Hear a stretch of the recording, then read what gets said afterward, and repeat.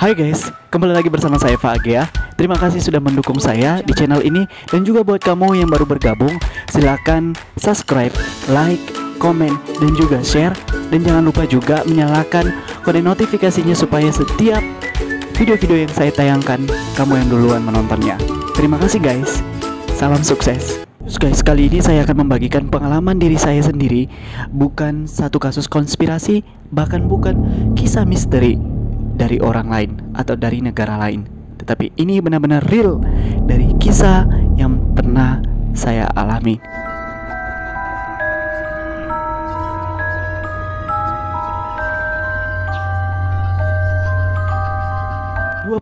Maret 2005. Mungkin sebagian kita mengetahui kejadian besar apa yang terjadi di Pulau Nias. Atau ada di antara kita yang sama sekali belum pernah mendengarkan kisah bencana alam ini.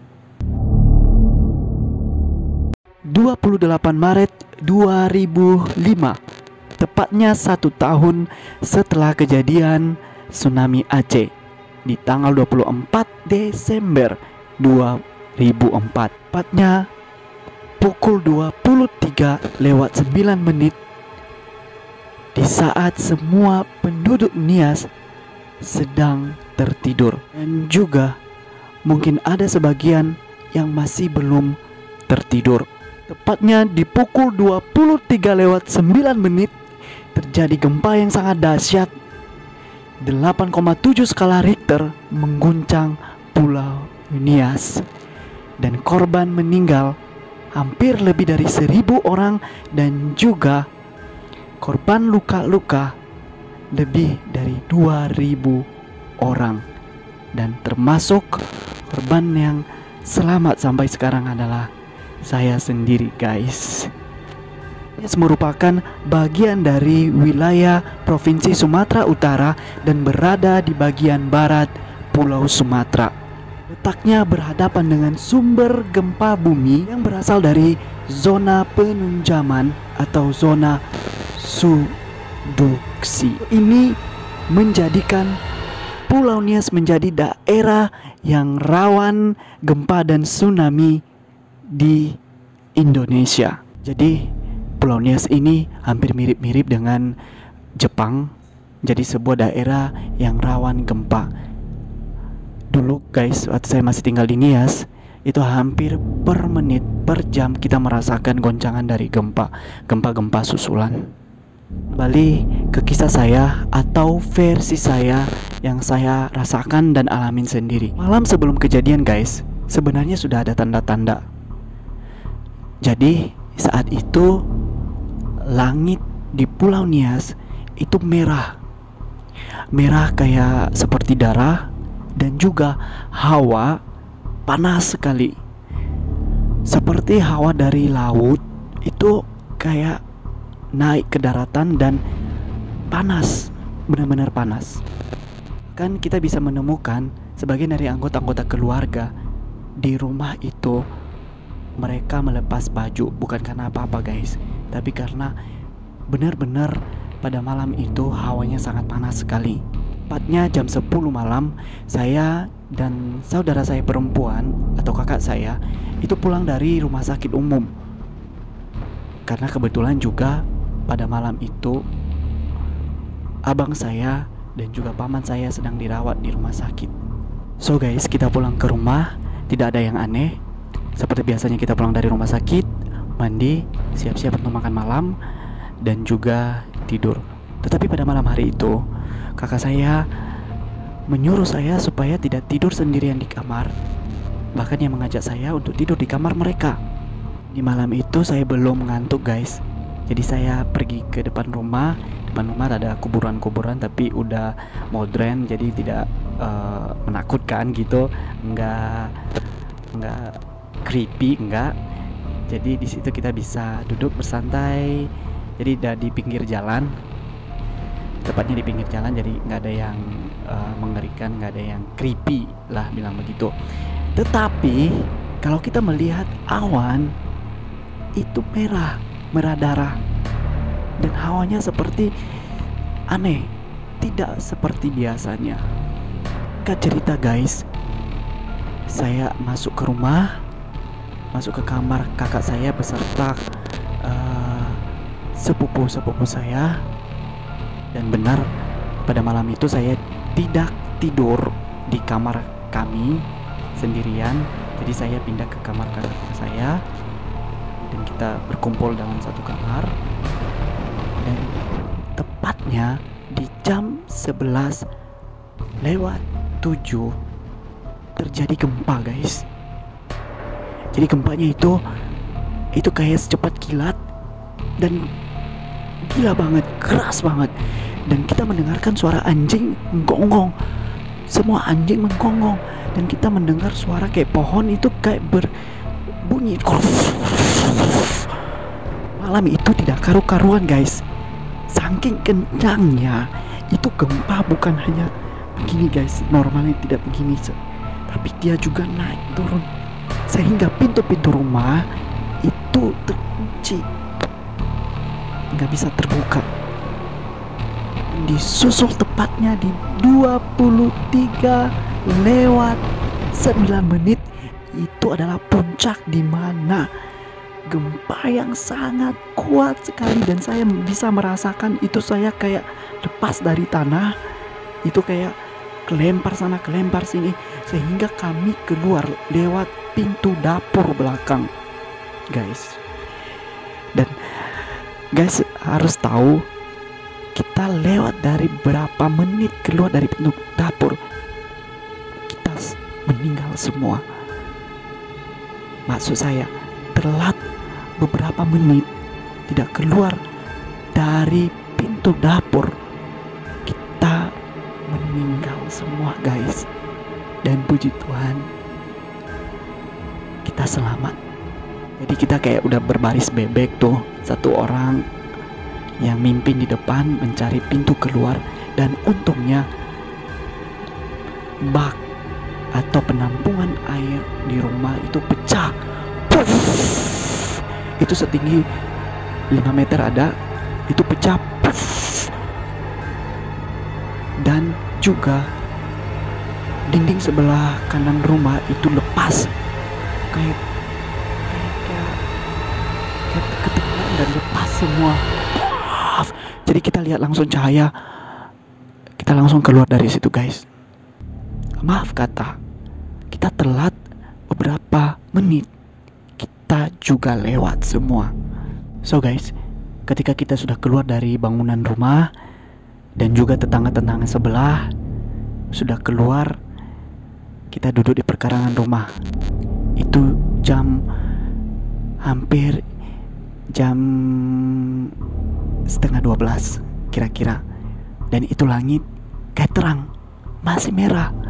Jadi kita semua duduk di perkarangan rumah. Dan ngerinya guys, di depan rumah kita itu ada satu korban, bukan satu tapi 2 kakak beradik itu ketimpa bangunan, tapi mereka masih tidur, tidak sadar kalau itu ada gempa. Jadi ketika mereka dibangunin pelan-pelan, karena sempat ribut dan goyang lagi, tap, mereka juga lewat. Tetapi pelan-pelan mereka dibangunin, salah satu di antara mereka bagian betis tersobek guys. Bagaimana versi abang saya yang di rumah sakit dan paman saya di rumah sakit? Ternyata guys, mereka sebelum gempa itu sakit dan lemah badannya, tetapi ketika gempa itu seperti ada tenaga atau kekuatan yang support mereka sehingga mereka bisa lari dengan membawa infus keluar dari rumah sakit. Dan tiba-tiba saja guys, mereka malam hari itu kayak normal, sembuh. Itu versinya abang saya dan paman saya yang sedang sakit, yang memaksakan diri keluar dari rumah sakit akibat goncangan gempa yang sangat dahsyat. Dan bukan hanya mereka, seisi rumah sakit juga berusaha keluar menyelamatkan diri. So guys, setelah kita beberapa menit duduk, ternyata terjadi gempa susulan lagi guys. Dan itu bukan gempa yang pelan, tetapi goncangannya kuat sekali. mungkin diperkirakan 6 sampai 7 skala Richter. Itu susulan guys, dan kita bisa merasakan itu kayak lepas dari tanah, dan kita lihat jalan-jalan sudah retak, dan juga jalan-jalan sudah putus aksesnya, dan semua orang guys berteriak minta tolong kepada Tuhannya masing-masing. Saat itu tidak ada pemisah antara Muslim dan Kristen, dan memang di Nias tidak ada istilahnya tidak ada permusuhan antara agama lain dengan agama yang satu, enggak. Jadi saat bersatu semua meminta pertolongan kepada Tuhannya masing-masing. Dan itu sangat mengerikan guys, seumur hidup saya yang pernah saya rasain dan pernah saya alamin sendiri. Belum selesai berhentinya gempa-gempa susulan guys, tiba-tiba kita mendengarkan sirine dan juga informasi bahwa tsunami akan segera datang. Dan itu membuat kita ketakutan semua guys. Semua orang itu naik ke gunung, semua teriak-teriak. Dan satu kisah guys, dimana ada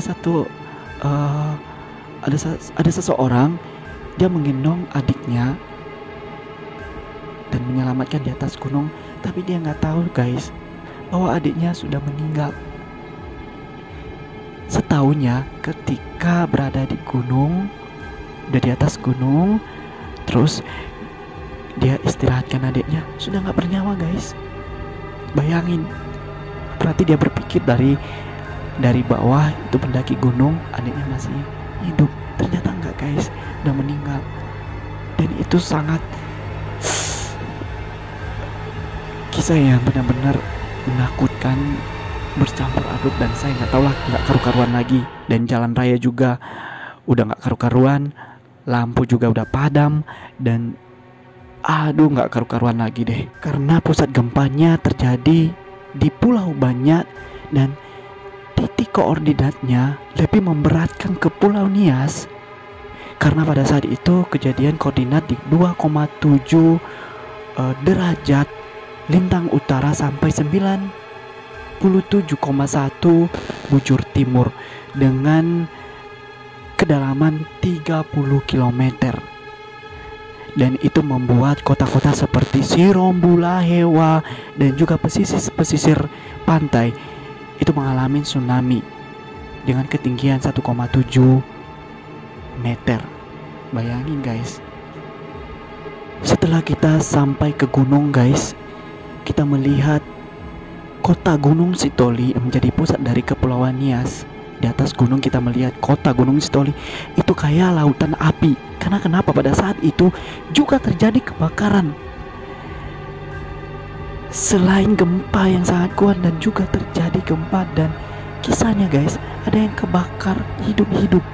Karena pada saat itu dia menyalakan kompor, dan terjadi gempa, akhirnya meledak, dan dia terbakar hidup-hidup. Dan ketika saya melihat dari gunung, saya melihat dan menyaksikan sendiri, itu kayak neraka guys.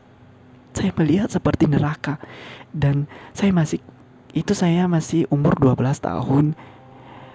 Itu menangis, dan taulah di umur seperti itu melihat kejadian yang mengerikan. So guys, belum berhenti sampai di situ.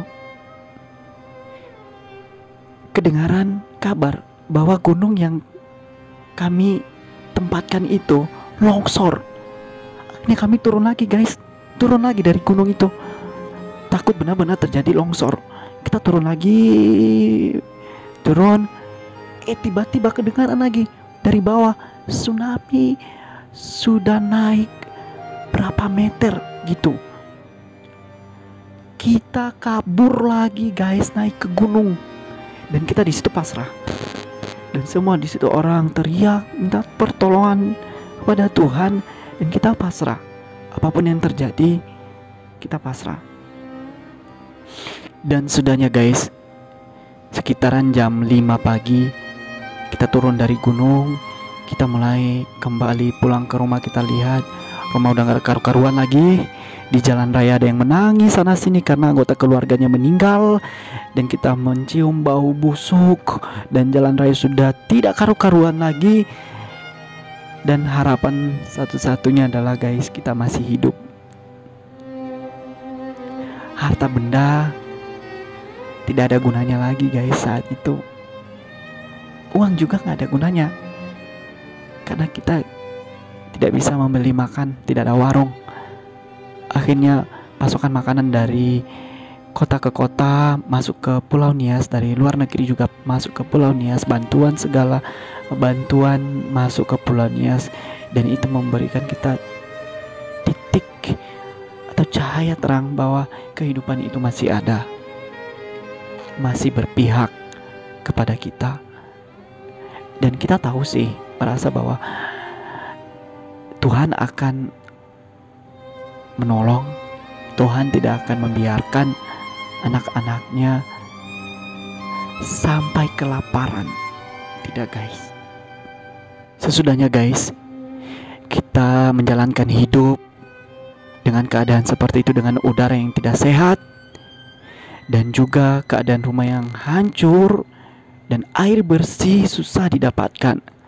Untungnya bantuan-bantuan air bersih, bantuan-bantuan makanan, pasukan makanan masuk ke Pulau Nias. Dan kita bersyukur sekali dengan bantuan-bantuan itu, dan terjadi kebangunan rohani yang besar-besaran di Pulau Nias. Orang-orang Kristen yang malas ke gereja akhirnya pergi ke gereja guys. Bapak-bapak yang suka minum tua atau bapak-bapak yang suka berantem akhirnya bertobat. Ibu-ibu yang suka menggosip dan cerewet sana sini akhirnya bertobat, kembali memuji Tuhan. Para misionaris, pendeta-pendeta datang ke Pulau Nias untuk menghibur. Dan juga guys, mungkin yang saudara kita umat muslim juga yang jarang sekali sholat, akhirnya rajin sholatnya guys. Dan terjadi satu keindahan di Pulau Nias di mana orang kembali memuji Tuhannya. Dan guys, satu lagi, dari semua kejadian ini memberikan satu hikmat. Betapa keindahan, betapa keanekaragaman, kebineka tunggal ika sempurna kelihatannya ketika ada di dalam kekacauan seperti ini. Orang saling membantu, tidak mengenal umur tua muda, saling membantu. Agama yang lain, agama yang satu saling membantu. Dan itu hikmat dari semua kejadian ini. Dan sampai sekarang yang lebih menonjol adalah pembangunan berkelanjutan di Pulau Nias. Dan itu sangat membanggakan sekali. Seperti sebuah karya yang sangat indah, habis gelap terbitlah terang. Dan kita tahu semua ini terjadi atas izin Tuhan, izin Allah kepada umatnya, supaya belajar dari semua kesalahan-kesalahan yang ada, mendekatkan diri lagi kepada penciptanya. Dan saya sendiri guys yang ngalamin kejadian ini cukup menjadi memori yang sangat pahit yang pernah saya alami dalam hidup saya. Ini bukan kisah orang, tetapi kisah saya sendiri. Gimana saya melihat korban-korban berjatuhan meninggal, ada yang kepalanya tertimpa, ada yang kepalanya pecah, ada yang setengah badannya terbakar, dan saya melihat semuanya guys. Dan itu benar-benar mengerikan. Neraka dunia saya melihat dengan jelas depan mata saya. Sehingga ketika terjadi tsunami di Banten atau gempa di Tangerang, daerah Banten maksud saya, itu berita-berita di TV saya nggak menonton, dan juga di YouTube saya nggak menyentuh sama sekali, karena kita ada traumanya sendiri. Dan ini mungkin pelajaran besar buat kita semua, dimana kita harus bersahabat dengan alam kita, memelihara alam kita, dan juga mendekatkan diri kepada pencipta kita. Terima kasih guys, ini kisah saya. Dan mungkin sebagian dari teman-teman kita yang Pulau Nias juga yang merasakan gempa ini, tolong di kolom komentar guys, tulis kisahmu juga di kolom komentar, apa yang kamu rasakan. Kita sisa-sisa dari gempa harus maju.